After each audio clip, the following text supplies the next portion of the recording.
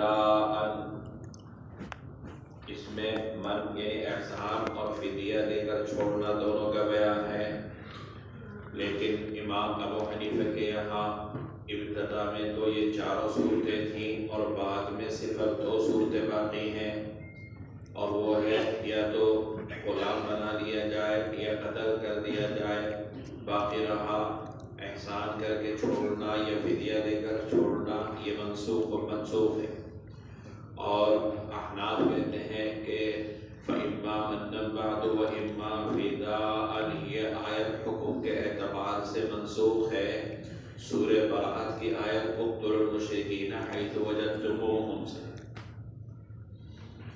حدثنا احمد بن محمد بن حنبل قال حدثنا ابو نوح قال اخبرنا عكرمة بن عمار قال حدثنا سماك الحنفي قال حدثني ابن عباس قال حدثني عمر بن الخطاب قال لما كان يوم بدر فأخذ يعني النبي صلى الله عليه وسلم الفداء، أنزل الله عز وجل ما كان لنبي أن يكون له أسرى حتى يثخن في الأرض إلى قوله لمسكم فيما أخذتم من الفداء۔ حضرت عمر بن خطاب کی روایت ہے، فرماتے ہیں کہ جب بدر کے دن نبی کریم صلی اللہ علیہ وسلم نے فدیہ دیا تو اللہ نے یہ آیت اتاری کہ نبی کے لیے مناسب نہیں ہے ان یکون لہ اسرا، کہ وہ اس کے لیے قیدی ہوں یہاں تک کہ وہ زمین کے اندر قتال کرے۔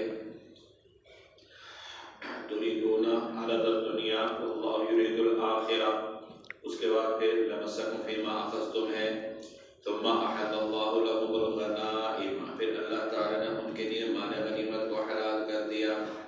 قال ابو داود سمعت احمد بن حنبل يسأل عن اسم ابي نوح وقال ايش تصنع باسمه اسمه شنيع۔ ابو داؤد کہتے ہیں کہ امام احمد بن حنبل سے میں نے سنا کہ ان سے ایک راوی ہیں ابو نوح، ان کے نام کے بارے میں سوال کیا گیا تو حضرت امام احمد نے فرمایا کہ تم ان کے نام کے بارے میں کیا کرو گے، ان کا نام برا ہے۔ قال ابو داود اسمه قرات والصحيح عبد الرحمن بن غزوان۔ ابو داؤد کہتے ہیں کہ ان کا نام قرات ہے اور صحیح یہ ہے کہ نام عبد الرحمن ابن غزوان ہے۔ حضرت عبداللہ ابن عباس رضی اللہ تعالیٰ عنہ فرماتے ہیں کہ حضرت عمر ابن خطاب رضی اللہ تعالیٰ عنہ نے ما كان للنبي ان يكون له اسرى حتى يثخن في الارض، اس آیت کا شان نزول بیان کیا کہ جب بدر کے موقع پر حضور صلی اللہ علیہ وسلم نے فدیہ لیا، یعنی ابتدا میں مال غنیمت مسلمانوں کے لیے حلال نہیں تھا، جیسے زکوٰۃ کا مال استعمال کرنا کسی کے لیے جائز نہیں تھا۔ اگر اپنے مال کی زکوٰۃ نکالی جاتی یا صدقات نکالے جاتے تو اس کی قبولیت کا طریقہ یہ تھا کہ اس کو پہاڑ پر یا میدان میں رکھ دیا جاتا تھا، آسمان سے آگ آتی، اور اگر وہ مال حلال ہوتا اور وہ صدقہ اللہ کی بارگاہ میں قبول ہوتا تو وہ اس مال کو جلا کر راکھ کر دیتی، اور اگر وہ صدقہ، وہ زکوٰۃ، وہ خیرات اللہ کی بارگاہ میں مقبول نہ ہو تو مال جو کا تو باقی رہتا۔ اسی طریقے سے مال غنیمت میں بھی تھا کہ غنیمت کا مال میدان میں رکھ دیا جاتا، اگر وہ غزوہ، وہ جہاد، وہ قتال اللہ کی بارگاہ میں قبول ہوتا تو وہ مال جل کر راکھ ہو جاتا تھا۔ بہرحال اس کے استعمال کی اجازت نہیں تھی۔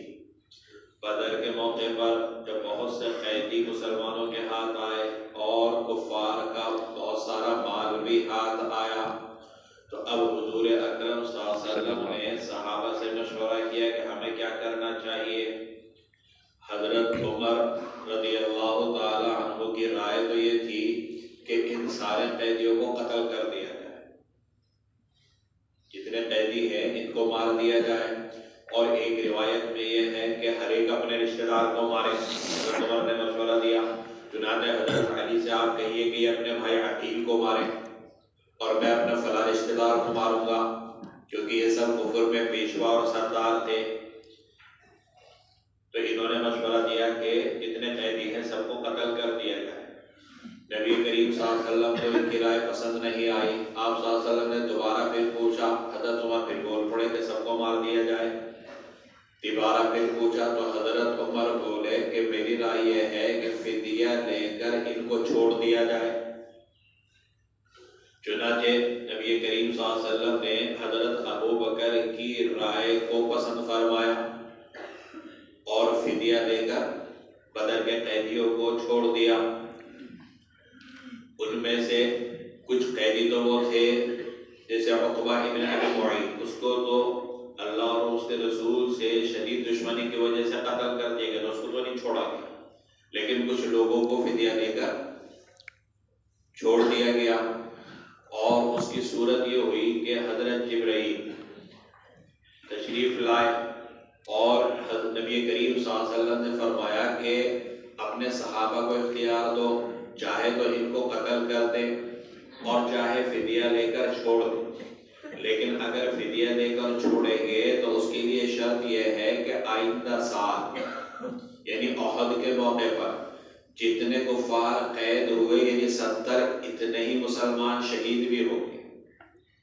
اگر مال لے کر چھوڑو گے تو شرط یہ ہے کہ 70 آدمی کو تم میں سے قربانی دینی پڑے گی، تو یا تو قتل کر دو، اور اگر مال لے کر چھوڑنا ہے تو شرط یہ ہے کہ 70 آدمی شہید ہوں گے احد کے موقع پر یعنی آئندہ سال۔ مسلمانوں نے، صحابہ نے ایک تو اس لالچ میں کہ بھئی ان 70 لوگوں کے ساتھ احسان کا معاملہ کیا جائے گا اور یہ بڑے بڑے سردار ہیں، شاید یہ مسلمان ہو جائے، تو ان کے مسلمان ہونے کے حرص میں، ان کے مسلمان ہونے کی رغبت کی وجہ سے فدیہ لے کر ان کو چھوڑنے کو اختیار کیا۔ اور دوسرے یہ کہ بھئی اگلے سال جو ہے 70 شہید ہوں گے تو کیا پتہ اللہ تعالیٰ جو ہے وہ میرا نام لکھ دے اس میں، تو یہ بھی ایک لالچ تھا کہ شہادت کا موقع ملے گا، لہذا دوسری صورت اختیار کی۔ جب یہ دوسری صورت اختیار کر لی تو اب فدیہ لے کر ان کو چھوڑا گیا۔ اس موقع پر یہ آیت نازل ہوئی، ما کان لنبی ان یکون له اسرى حتى یسخن فی الارض۔ قیدیوں کے بارے میں جو معاملہ کیا فدیہ لے کر چھوڑ دیا، یہ مناسب نہیں تھا، یہاں تک کہ حتى یسخن فی الارض، زمین کے اندر ان کے ساتھ قتال کیا جاتا۔ اصل تو یہ تھا قتال کیا جاتا اور ان کو نمٹا دیا جاتا، لیکن ان کو نمٹایا نہیں گیا اور مال لے کر چھوڑ دیا تو یہ اچھا نہیں ہوا۔ تریدون عرض الدنیا واللہ یرید الآخرہ، اللہ تمہارے لیے آخرت چاہتا ہے اور تم دنیا چاہتے ہو۔ تریدون عرض الدنیا واللہ یرید الآخرہ۔ اگلی آیت کے اندر اس چیز کو بیان کیا کہ اگر اللہ کا وعدہ نہ ہوتا کہ بھئی تمہیں باقی رکھنا ہے تو تمہیں عذاب کے ذریعے پکڑ لیا جاتا۔ چنانچہ جب یہ آیت نازل ہوئی تو حضرت عمر رضی اللہ عنہ نے دیکھا کہ ایک طرف نبی کریم صلی اللہ علیہ وسلم اور حضرت ابو بکر بیٹھے ہوئے رو رہے ہیں۔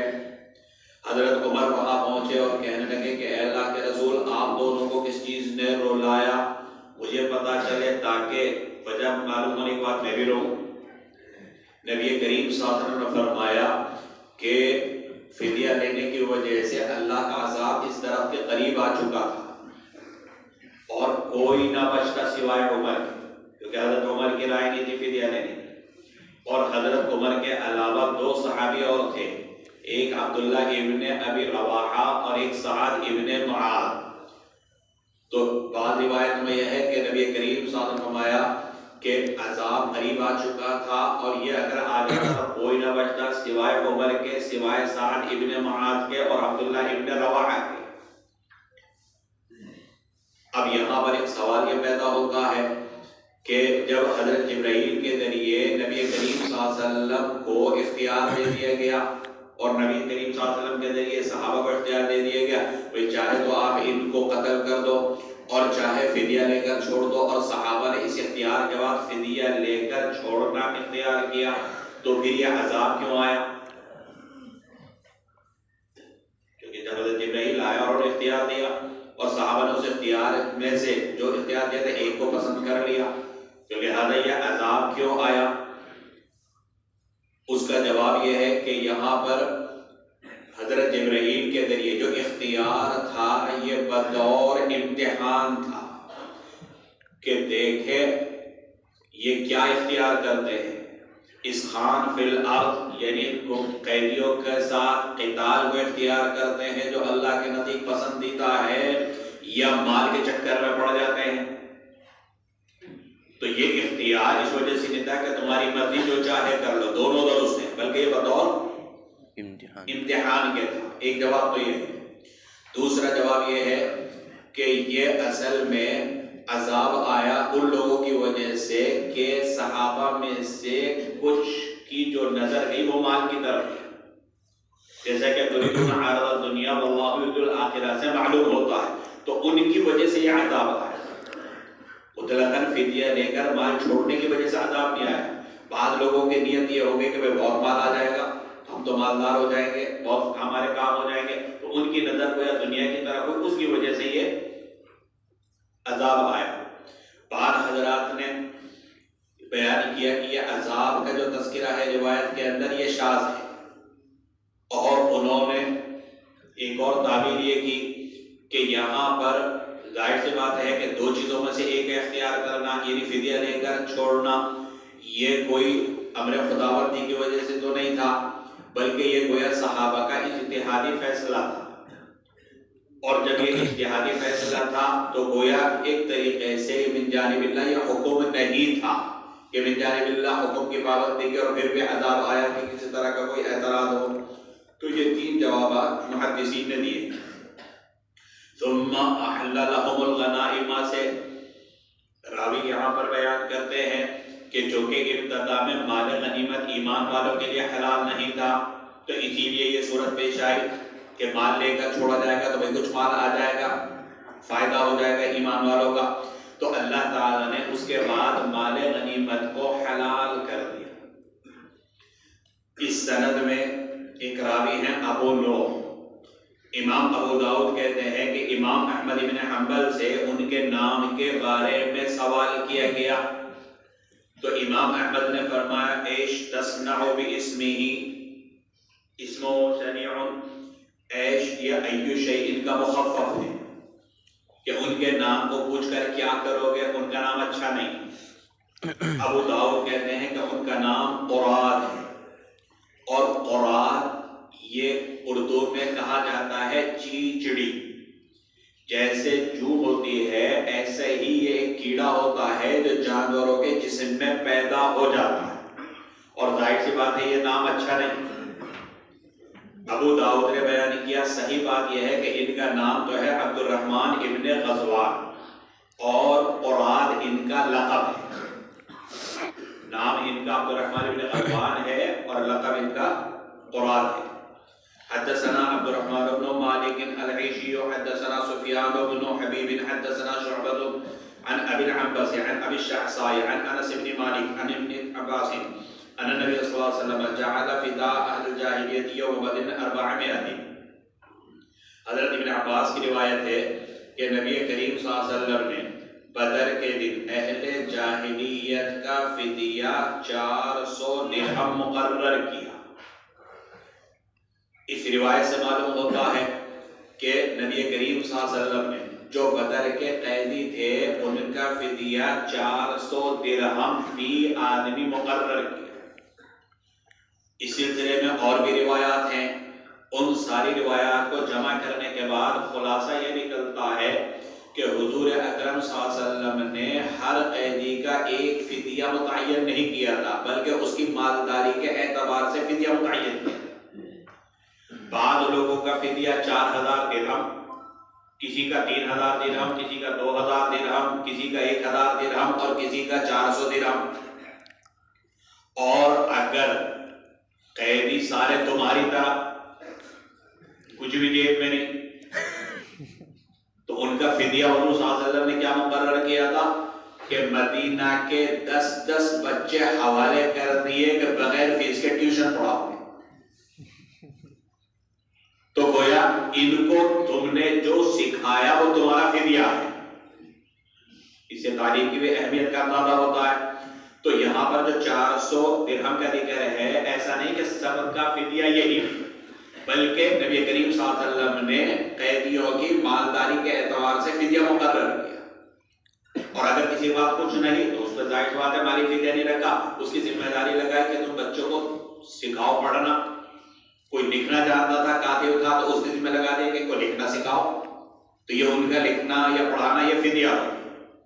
حدثنا عبد الله بن محمد النفيلي حدثنا محمد بن سلمة عن محمد بن إسحاق عن يحيى بن عباد عن أبيه عباد بن عبد الله بن الزبير عن عائشة قالت لما بعث أهل مكة في فداء أسراهم بعثت زينب في فداء أبي العباس بمال وبعثت فيه بقلادة لها كانت عند خديجة أدخلتها بها على أبي العباس. حضرت عائشہ کی روایت ہے کہ جب اہل مکہ نے اپنے قیدیوں کے فدیے میں مال بھیجا تو حضرت زینب نے ابو العاص کے فدیے میں مال اور ایک ہار بھیجا جو حضرت عائشہ رضی اللہ تعالی عنہا کا تھا، اور ان کو ابو العاص سے شادی کے موقع پر دیا. قالت لما رآها رسول اللہ صلی اللہ علیہ وسلم رق لها رقة شدیدة. حضرت عائشہ فرماتی ہے جب نبی کریم صلی اللہ علیہ وسلم نے اس ہار کو دیکھا تو آپ پر بہت زیادہ رقت طاری ہو گئی، یعنی آپ بہت زیادہ مایوس ہوئے یا آپ صلی اللہ علیہ وسلم بہت زیادہ آپ کو ترس آیا. مختلف معنی اس کے ہو سکتے ہیں.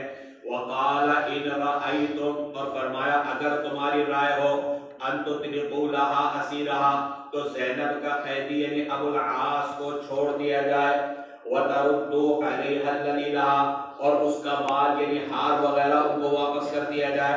فقالوا نعم، صحابہ نے کہا ٹھیک ہے.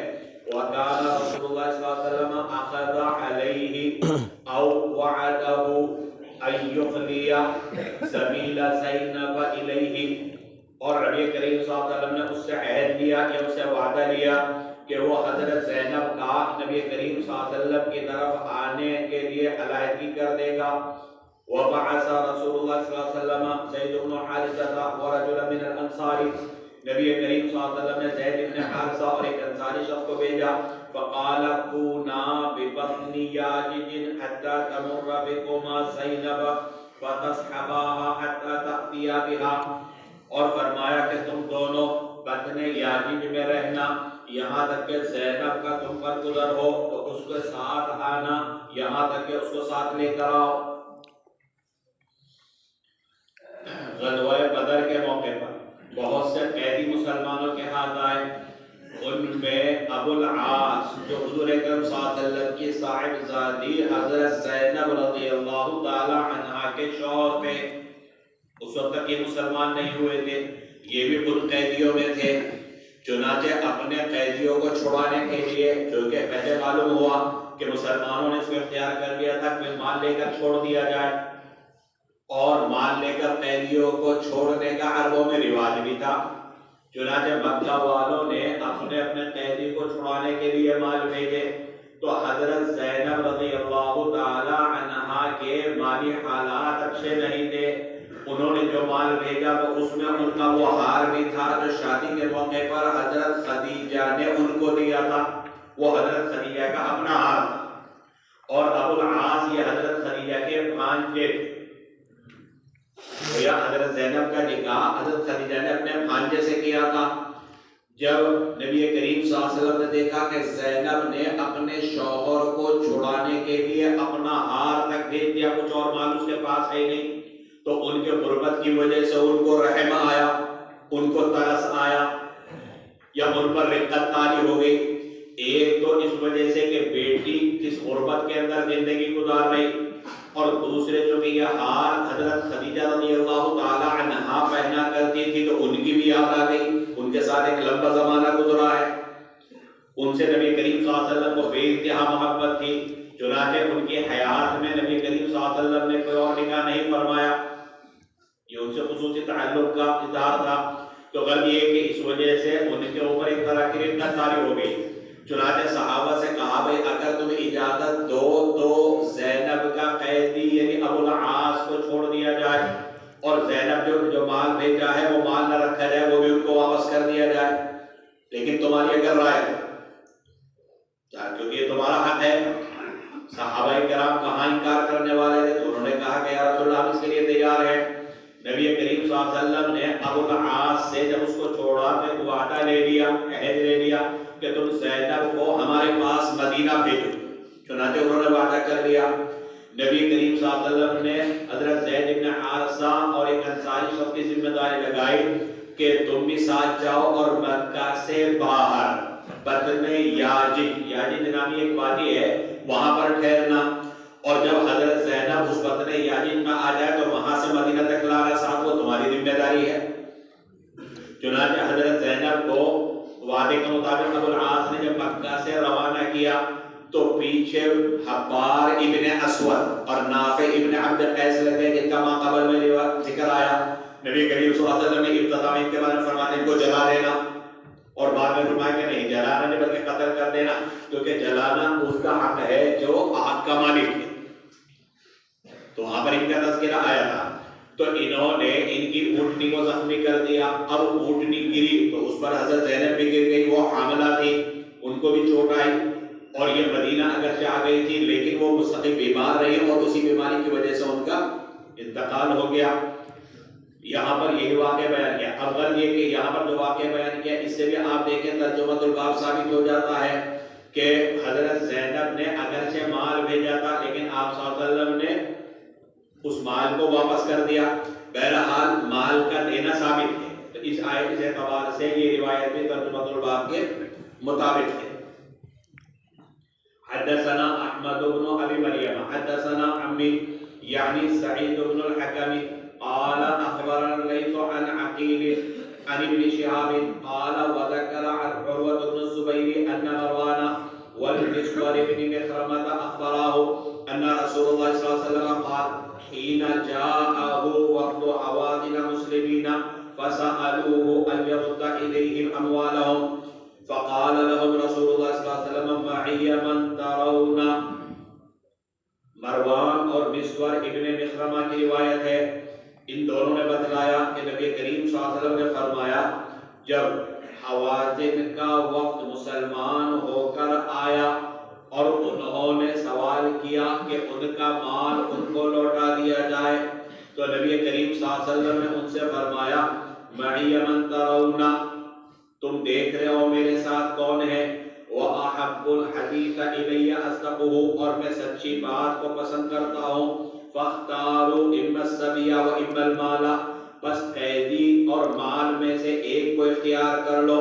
فَقَالُوا نَخْتَارُ سَبِيُّنَا، کہنے لگے ہم نے اپنے قیدیوں کو اختیار کر لیا۔ فَقَامَ رسول اللہ صلی اللہ علیہ وسلم فَثْنَى عَلَى اللَّهِ، حضور اکرم صلی اللہ علیہ وسلم خطبہ دینے کے لیے کھڑے ہوئے، اللہ کی حمد و ثنا کی۔ ثم قال اما بعد فإن إخوانكم هؤلاء جاءوا تائبين، فرمایا کہ تمہارے بھائی آئے ہیں تائب ہو کر، یعنی کفر سے انہوں نے توبہ کر لی اور مسلمان ہو گئے۔ وإني قد رأيت أن أرد إليهم سبيهم، اور میری رائے یہ ہے کہ ان کے قیدی ان کو واپس کر دیے جائے۔ فمن أحب منكم أن يطيب ذلك فليفعل، جو یہ کام خوش دلی سے کرنا چاہے تم میں سے تو اسے چاہیے کر گزرے۔ ومن احب منکم ان یکون علی عہدہ حتی نعطیہ ایاہ من اول ما یفع اللہ علینا فلیفعل، اور جو تم میں سے پسند کرے اس بات کو کہ وہ ہم اس کو کچھ دیں علی عہدہ اپنے حصے کے بارے میں، یہاں تک کہ ہم اس کو کچھ دیں اس چیز میں سے جو اللہ تعالی ہمیں عطا کرے گا، یعنی مال غنیمت، فلیفعل، اس کو ایسا کر لینا چاہیے۔ فقال الناس قد طیبنا ذلک لهم یا رسول اللہ صلی اللہ علیہ وسلم، لوگوں نے کہا کہ اللہ کے رسول صلی اللہ علیہ وسلم ہم اس پر راضی ہیں۔ فقال لهم رسول اللہ صلی اللہ علیہ وسلم انا لا ندری من اذن منکم ممن لم یأذن فارجعوا حتى يرفع الینا خلفاءکم، امرکم فرجع الناس وکلمہم عرفاءہم. نبی کریم صلی اللہ علیہ وسلم نے ان سے فرمایا کہ ہمیں نہیں معلوم کہ تم میں سے کس نے اجازت دی اور کس نے اجازت نہیں دی، بس تم لوٹ جاؤ، یہاں تک کہ اپنے ترجمان کو ہمارے پاس بھیجو. دونوں کا دیگر رہا ہے، اب آج سے مٹھائی کھانا. حریف کہتے ہیں ترجمان. یہاں تک کہ اپنے ترجمانوں کو یعنی اپنے سرداروں کو، اپنے چودھریوں کو ہمارے پاس بھیجو. ان کے نام کیا کہ چودھری لگا دینا. فرجع الناس، چنانچہ لوگ واپس گئے، وَكَلَّمَهُمْ عُرَفَاءَهُمْ، اور ان کے ترجمانوں نے ان سے بات چیت کی. فَأَخْبَرُوا أَنَّهُمْ قَدْ طَيَّبُوا وَأَذَنُوا، اور انہوں نے بتلایا کہ وہ راضی ہے اور انہوں نے اجازت دے دی. حضرت مروان اور حضرت مسور ابن مخرمہ کی روایت ہے کہ غزوہ حنین جب ختم ہو گیا اور غزوہ حنین کے بارے میں آپ کو بتلایا کہ فتح مکہ کے بعد وہاں پر موجود قبیلہ حوازن اور قبیلہ بنو ثقیف، ان میں بھی اکڑ باقی تھی، اور انہوں نے ارادہ کیا کہ بھئی اب مسلمانوں کا کام تمام کر کے مکہ پر دوبارہ ہمیں قبضہ کر لینا چاہیے تاکہ ہمارا ملک، ہمارا مذہب باقی رہے. لیکن ان کو شکست ہو گئی. اسی کو غزوہ حنین کہا جاتا ہے. اس موقع پر مسلمانوں کو بہت سا مال غنیمت ملا اور ان کے بچے اور عورتیں قیدی بنی. اس موقع پر تقریباً ان کے 6000 عورتیں اور بچے قیدی بنے. ان میں ان کی مائیں، بہنیں، خالائیں، پھوپھیاں وغیرہ سب داخل تھی، اور تقریباً 24,000 اونٹ اور 40,000 کے قریب بھیڑ بکریاں یہ ایمان والوں کے ہاتھ آئی. تو ایک بڑا مال آتا ہے. جب یہاں سے نبی کریم صلی اللہ علیہ وسلم واپس ہوئے اور طائف کے قریب مقام جعرانہ جہاں ایک میقات ہے وہاں سے حضور صلی اللہ علیہ وسلم نے عمرہ کیا ہے، جب یہاں پر پہنچے تو قبیلہ حوازن کا ایک وفد جس میں 12 سے تقریباً 24 کے قریب افراد تھے اور ان کے بڑے بڑے سردار تھے، لیکن انہوں نے ایمان قبول کر لیا تھا، حضور کے ہاتھ پر انہوں نے بیعت کر دی تھی. تو یہ مسلمان ہونے کی حالت میں اب اس مقام جعرانہ پر حضور اکرم صلی اللہ علیہ وسلم کے پاس آئے اور کہا کہ ہمارا مال اور ہمارے قیدی ہمیں لوٹا دیجیے. جو ہمارا مال ہے، بھیڑ بکریاں گھوڑے وہ بھی، اور ہماری جو عورتیں اور بچے جو ہیں وہ آپ کے قید میں آ گئے تو ان کو بھی چھوڑ دیجیے. حضور اکرم صلی اللہ علیہ وسلم نے فرمایا یہ جو میرے ساتھ تم صحابہ کی فوج دیکھ رہے ہو ان کا بھی تو حق ہے اس مال کے اوپر. میں تنہا تو کوئی فیصلہ نہیں کر سکتا، میں سچی بات کو پسند کرتا ہوں، تو جو سچ بات ہے جو حق ہے وہ تمہیں بتلا رہا ہوں. اب تمہارے مال کے ساتھ یا تمہارے قیدیوں کے ساتھ ان کا بھی حق ہے، تو تنہا میں فیصلہ نہیں کر سکتا. اب دو چیزیں ہیں، یہ ایک ہے تمہارے قیدی اور دوسرا ہے تمہارا مال. تم یہ چاہو کہ مال بھی مل جائے قید بھی مل جائے تو یہ تو ممکن نہیں. ہاں دو میں سے ایک اختیار کر لو، جو اختیار کر لو گے میں اس کے بارے میں سفارش کروں گا ان صحابہ سے جن کا حق ہے.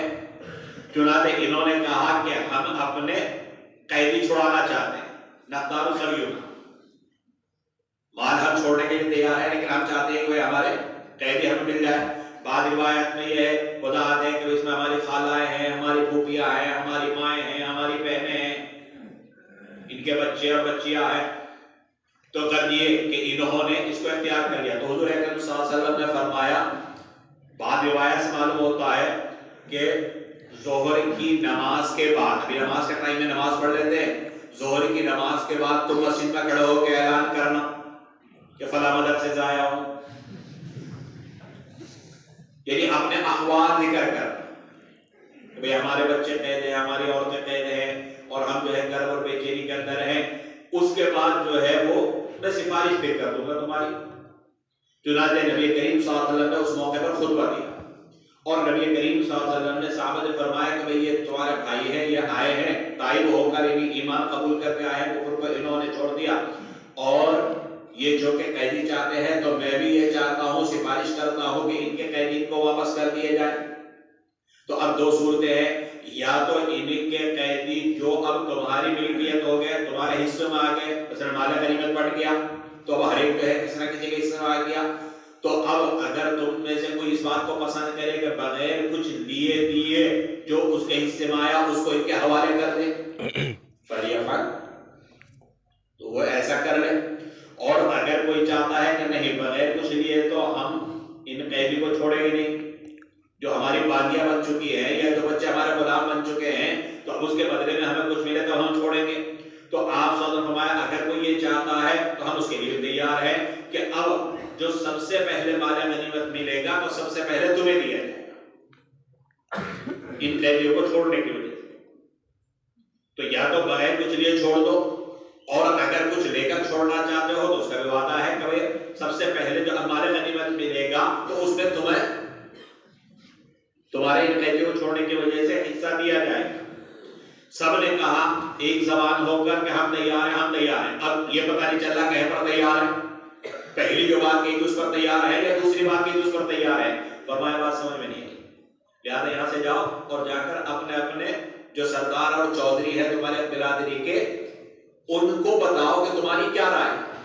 چنانچہ یہ سارے واپس گئے اپنے اپنے خیموں کی طرف، اور جا کر کے ان کے جو چودھری تھے، ان کے جو سردار تھے، ان کے جو ترجمان تھے، انہوں نے ان سے پوچھا تو ہر ایک نے اپنے اپنے ترجمان کو بتلایا، اور پھر ان ترجمانوں نے آ کر نبی کریم صلی اللہ علیہ وسلم کو بتلایا کہ سب نے اجازت دے دی کہ کچھ لینے کی ضرورت نہیں، ہم بغیر دیے ہی ان سب کو چھوڑنے کے لیے تیار ہیں۔ تو یہاں پر بھی دیکھیے صحابہ کرام میں سے بعض آپ صلی اللہ علیہ وسلم فرمایا اگر تم کچھ لے کر چھوڑنا چاہتے ہو تو کچھ لے کر بھی چھوڑ سکتے ہو، تو اس سے بھی معلوم ہوتا ہے کہ اگر کچھ مال لے کر چھوڑا جائے تو وہ چھوڑنا جائز ہے، اسی سے ترجمہ الباب ثابت ہو جاتا ہے۔ حدثنا موسى بن اسماعيل حدثنا حماد عن محمد بن اسحاق عن عمرو بن شعيب عن ابيه عن جده في هذه القصه قال فقال رسول الله صلى الله عليه وسلم ردوا عليهم نساءهم وابناءهم۔ عمر بن شعیب اپنے باپ سے اپنے دادا سے روایت کرتے ہیں، اسی قصے کے اندر نبی کریم صلی اللہ علیہ وسلم نے فرمایا کہ ان کی عورتیں اور ان کے بچے ان کو واپس کر دو۔ فمن مسك بشيء من هذا الفيء فإن له به علينا 6 فرائض من أول شيء يفيئه الله علينا۔ پس جو ومن مسك پس جو تم میں سے کچھ روکے اس فے میں سے تو اس کے لیے ہمارے اوپر 6 گھوڑے ہیں، اس میں سے جو اللہ تعالی ہمیں عطا کرے، ہمیں دے، فے کے طور پر، غنیمت کے طور پر۔ ثم دنا یعنی النبی صلی اللہ علیہ وسلم من بعیر، پھر آپ صلی اللہ علیہ وسلم اونٹ کے قریب ہوئے، فاخذ وبرة من سنامه، اور پھر ایک بال اپنے ہاتھ میں لیا اس کی کوہان میں سے۔ ثم قال یا ایھا الناس انه ليس لي من هذا الفيء شيء، پھر فرمایا اے لوگو اس فے میں سے میرے لیے کچھ نہیں ہے، ولا هذا، اور نہ یہ بال ہے، نہ میرے لیے کچھ ہے اس فے میں سے اور نہ یہ بال ہے۔ ورفع اصبعیہ، اور اپنے انگلیوں کو اٹھایا، الا الخمس، سوائے خمس کے، والخمس مردود علیکم، اور جو خمس مجھے ملتا ہے وہ بھی تمہارے اوپر لوٹا دیا جاتا ہے۔ یعنی جہاد وغیرہ کی تیاری میں اور جو غربا مستحقین ہوتے ہیں ان کی ضرورت کو پورا کرنے میں، فد الخیاط والمخیط، لہذا جو سوئی دھاگا تمہارے پاس ہو وہ لے کر آ جاؤ۔ فقام رجل فی یدہ کبۃ من شعر، ایک آدمی کھڑا ہوا اس کے ہاتھ میں بالوں کا ایک گولا تھا، بالوں کا ایک گچھا تھا۔ فقال اخذت هذه لاصلح بها برضعة، کہنے لگا میں نے یہ لیا تھا اپنی کملی سینے کے لیے، درست کرنے کے لیے، ٹھیک کرنے کے لیے۔ فقال رسول اللہ صلی اللہ علیہ وسلم اما ما كان لي ولبني عبد المطلب فهو لك، حضور صلی اللہ علیہ وسلم فرمایا کہ جو میرے لیے اور بنو عبد المطلب کے لیے ہے وہ تیرے لیے ہے۔ فقال اما اذا بلغت ما ارى فلا اريب لي فيها ونبذها، کہنے لگا کہ جب یہ بات یہاں تک پہنچ گئی تو مجھے اس کی کوئی ضرورت نہیں اور اس کو پھینک دیا. یہ روایت بھی ماقبل کی روایت کی طرح ہے. قبیلہ حوازن کا یہاں پر وہی تذکرہ ہے کہ جب انہوں نے اپنے مال اور اپنی اولاد کو اور اپنے قیدیوں کو چھڑانے کی بات کی تو حضور صلی اللہ علیہ وسلم نے فرمایا کہ دونوں چیز تو نہیں، کیونکہ صحابہ کا بھی حق ہے دو میں سے ایک اختیار کر لو. انہوں نے قیدیوں کو اختیار کر لیا تو آپ صلی اللہ علیہ وسلم نے فرمایا سفارش کرتے ہوئے ان کی عورتیں اور ان کے بچے ان کو لوٹا دو. اور پھر فرمایا کہ اگر کوئی اس کو اپنے پاس روکنا چاہتا ہے اس وجہ سے تاکہ اس کے بدلے میں مال ملے تو یہ ان کے قیدی چھوڑ دے. اور اب کسی بھی جنگ کے موقع پر سب سے پہلے جو مال غنیمت ملے گا اس میں ہر قیدی کے بدلے میں 6 گھوڑے دیے جائیں. فرائض فریضۃ کی جمع ہے. زکات کو بھی فریضۃ کہا جاتا ہے کیونکہ وہ بھی فرض ہے، اور زکات میں دیے جانے والے گھوڑے کو بھی فریضہ کہا جاتا ہے جس کی جگہ فرائض آتی ہے.